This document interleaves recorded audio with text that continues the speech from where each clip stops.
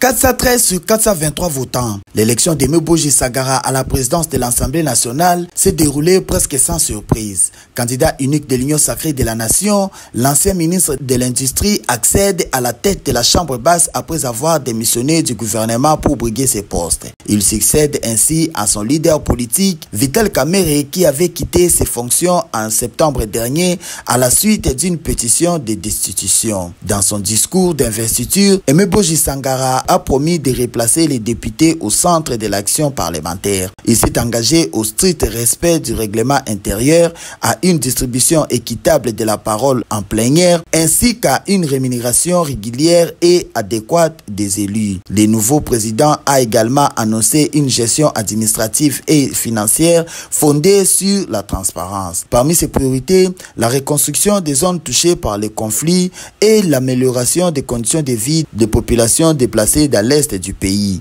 Meboji Sangara a également rappelé la situation difficile des réfugiés congolais vivant au Burundi, en Ouganda et en Tanzanie, appelant à en faire un axe majeur de l'action parlementaire.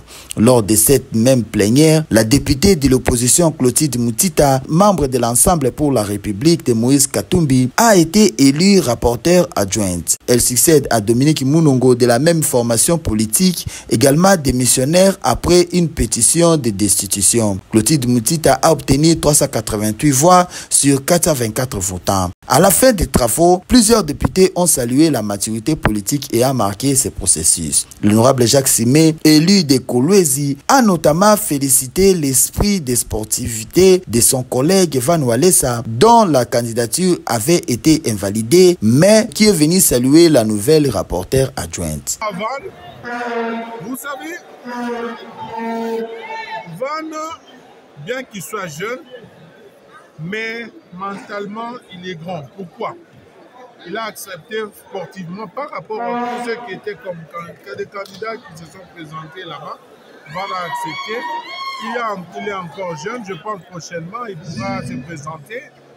Il va acquérir une expérience suffisante pour pouvoir occuper une de ces places là-bas. De son côté, l'honorable Michel Moto, élu de Walikale et membre de l'UNC, a estimé que ces résultats témoignent de la solidarité de l'Union sacrée de la nation. Nous venons aujourd'hui d'élire le nouveau président de l'Assemblée nationale, en l'occurrence l'honorable Meboji Sangara, qui a été plébiscité par les élus du peuple avec 413 voix sur 423.